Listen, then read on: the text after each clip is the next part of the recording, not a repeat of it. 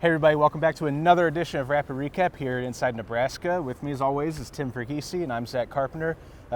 Before we get into a little breakdown of Matt Rhule's time at the podium today at his Thursday press conference, encourage you guys to like this video, subscribe to the Inside Nebraska YouTube channel where you can get all our videos like this analysis video and our practice highlights and all of our press conference videos drop directly into your feed and right at the top of the page. So today, again, Rhule met with the media at the podium, along with Donovan Raiola, Ben Scott, and Bryce Benhart, but we're just focused on Rhule today.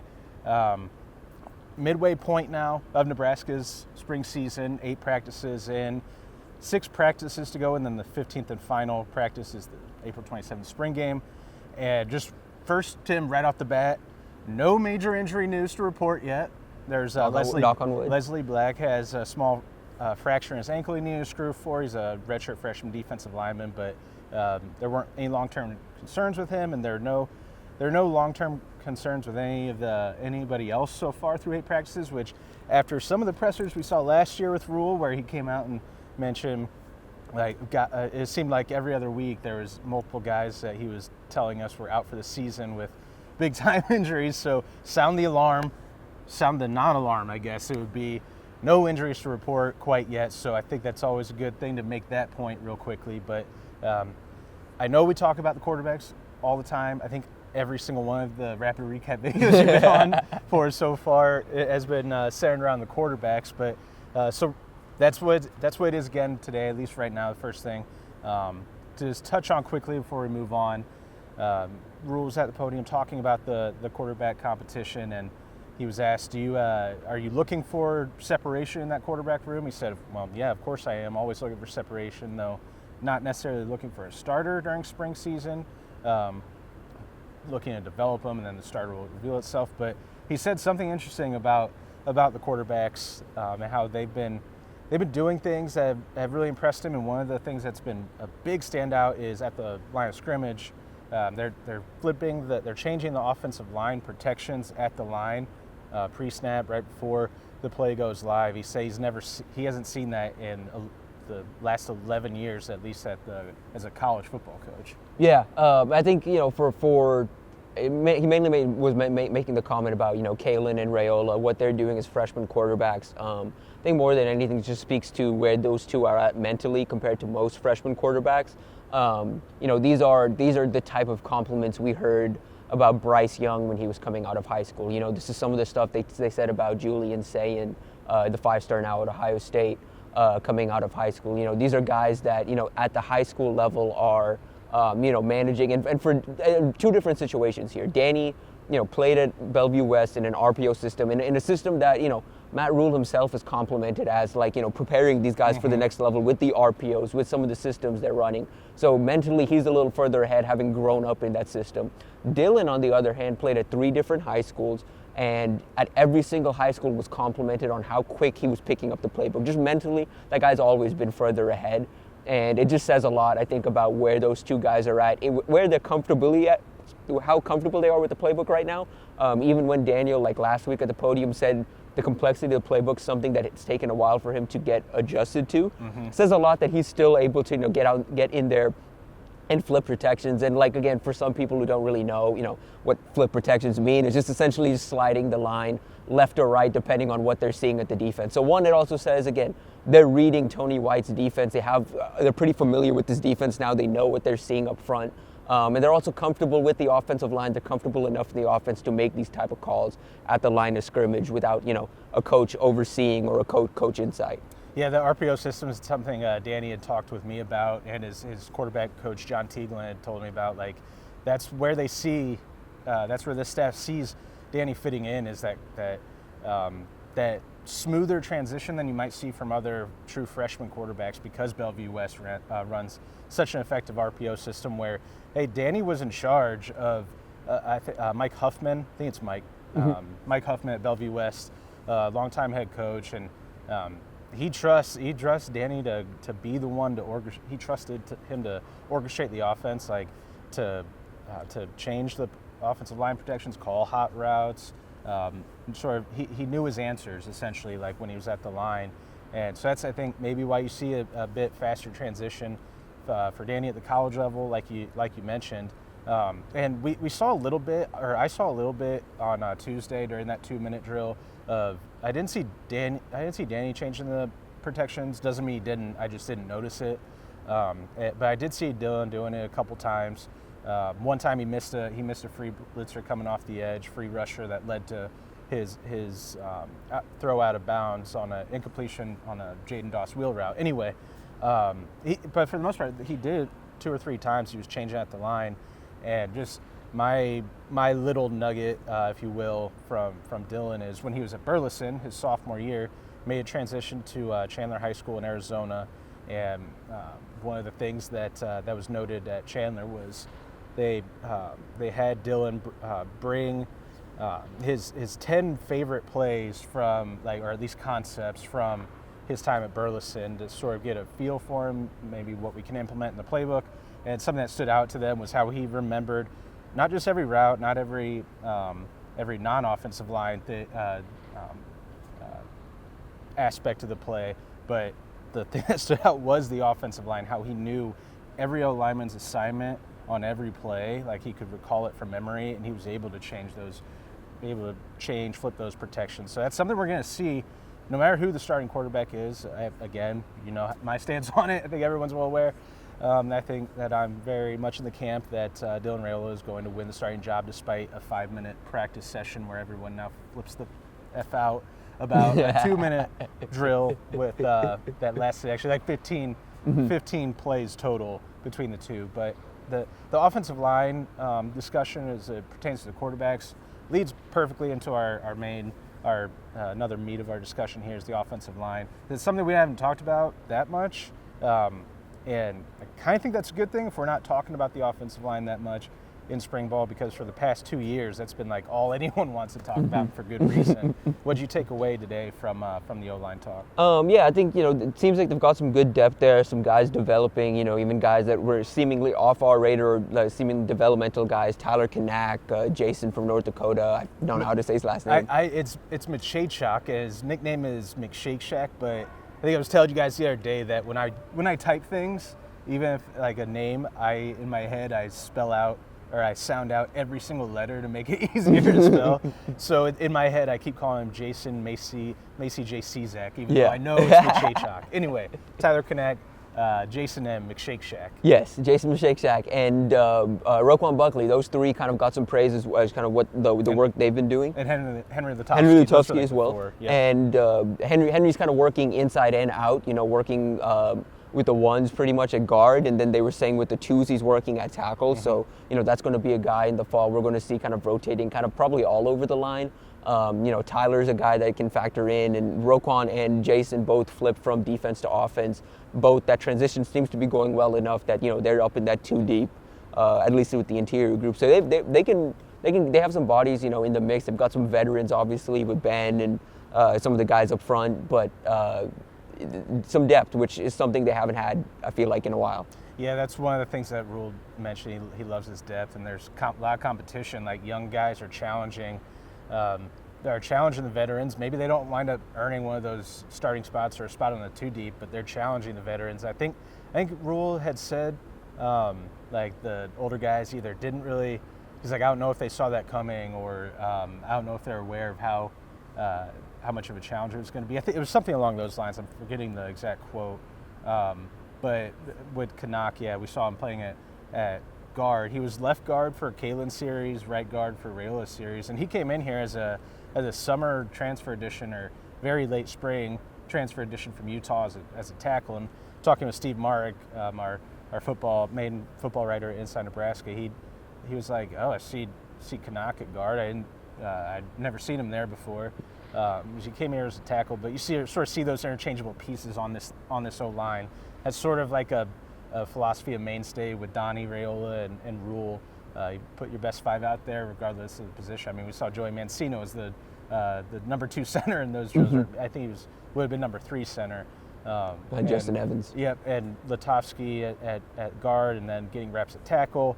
But Grant Bricks and Gibson Pyre, those are 2 young guys who Rhule singled out as as impressing him, who he's been pleased with. Pyle repping at guard, and Bricks at the tackle spot. We mentioned shifting guys around, yes, but with Bricks so far, he's been only repping at tackle. And I didn't know, Tim, I know you probably have some background on Gibson Pyle being from Texas, with your Texas roots, where Pyle's from. I didn't know if you had any thoughts on his future at Nebraska or Grant Bricks, or any other thoughts on the O-line? Yeah, one thing with Bricks, we talked about getting the best 5 out there. Arguably, could Bricks be in that as a freshman?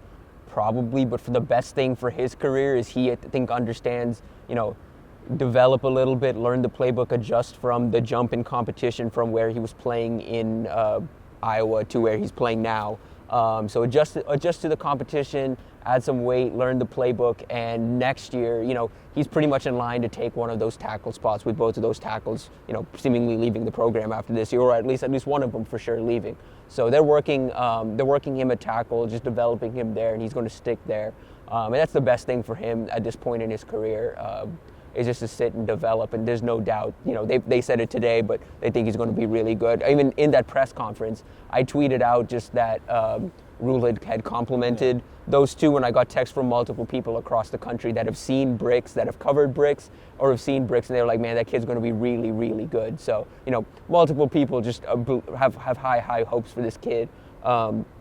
Gibson, I've known Gibson for a while. I'm from the Klein area. I went to Klein Oak, so technically his rival high school. So I've known Gibson for, pretty much since his freshman year of high school. And, that was a guy that at the time he was always a mauler, always like very technical, works at his craft extremely hard. That's just who he is. He's a mauler. He's a kind of a no-nonsense guy, like doesn't really deal with any of the extracurricular, like is solely just about football.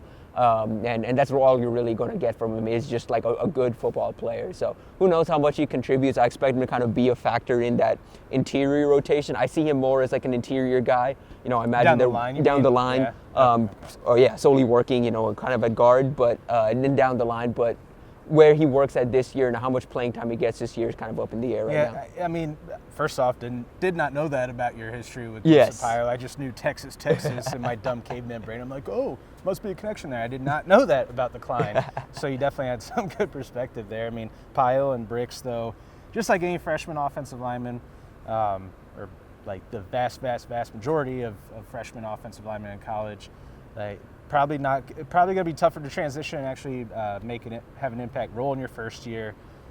Paris Johnson at Ohio State, I think, was like one of the rare exceptions, or J.C. Latham, Caden Proctor at Alabama. And those guys come ready. Those are guys that come like with 5-star. Yeah, from a program where they've been developed, or like they just arrive on campus looking like NFL linemen. Yeah, like exactly. That's not the same situation here. Even though Bricks looks really, really impressive and has added some weight. I mean, there's a guy that's played Iowa competition was far and away the biggest player on the field in every single game he played in high school, and is now like surrounded by guys just as big as him. So it's going to take him a second. Yeah, that's a good point. That was what I was going to say. Last thing on Bricks was, like, I saw him the end of the Tuesday practice, and tall, lengthy, like athletic. He has those traits, but just like any freshman or young lineman, he's going to have to add some more weight. Like, you could see that he's a little he needs to pack on some muscle. Like, that's just going to happen naturally throughout his first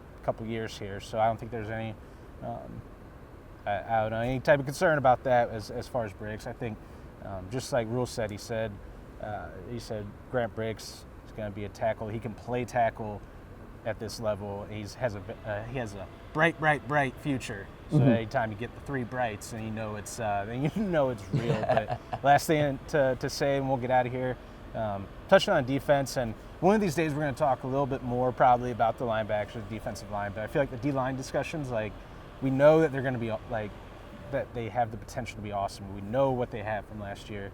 The linebackers, the Jacks especially, the Jacks have been my favorite position to watch since Rhule and his regime took over.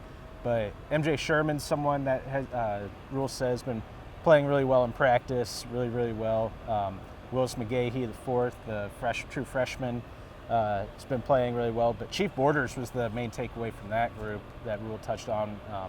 Said he's been having an all-caps fantastic spring. He said he's been doing a fantastic job throughout practice, and I don't know if you remember from Borders, there's a lot of excitement around here. Florida, like former four-star recruit in high school, transfer from Florida in the SEC. Like, oh man, like what's he gonna do? Like he could be awesome here. He's one of the first 2 players that we talked to in the offseason in February at a press conference. It's like, oh man, like here we go. Here's the game changer. And then he's had a so-so up and down season last year. So I don't know. You got any thoughts to wrap it up on the Chief or the Jacks? I think one thing with Chief and MJ, the other part of this too is for those 2 guys as well. It's kind of do or die time. You know, this is pretty much their last spring of college. You know, they've been around for a bit. MJ specifically is entering his final year. Not 100% sure what Chief's eligibility looks like because he's had some weird situations going back to Florida. So might have it confused by the OT. Yeah, with COVID and everything, it's tough. But you know, but either way, they're both at this point where getting up into year 4, year 5 in college football, it's like, man, you have to do something. You have to prove it at this point. And so this is kind of do or die time for both those guys, and it seems like both those guys are like taking that to heart, taking it seriously. You know, we talked to MJ last week, and that felt like just even talking to him in his tone, there's like a sense of urgency there. Yeah. Yep, a sense of urgency, and just like, hey, something needs to get done this year. I need to prove something this year.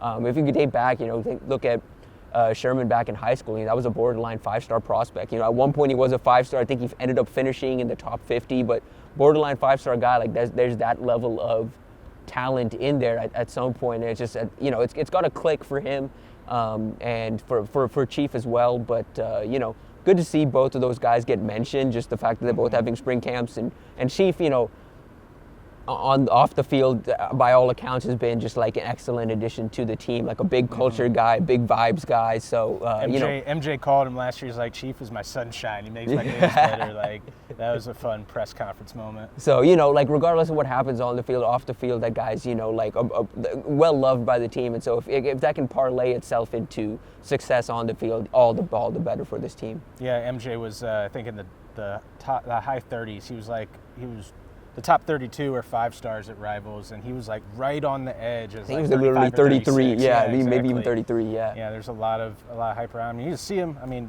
he's got the NFL type body. He's a physical freak, and but he had a good year last year. Not amazing, but I thought he was effective. He didn't get. He saw his snaps wasn't in the upper echelon of the defensive guys week to week. It felt like it varied week to week. Like some weeks you'd see him a bunch out there, and some weeks you wouldn't.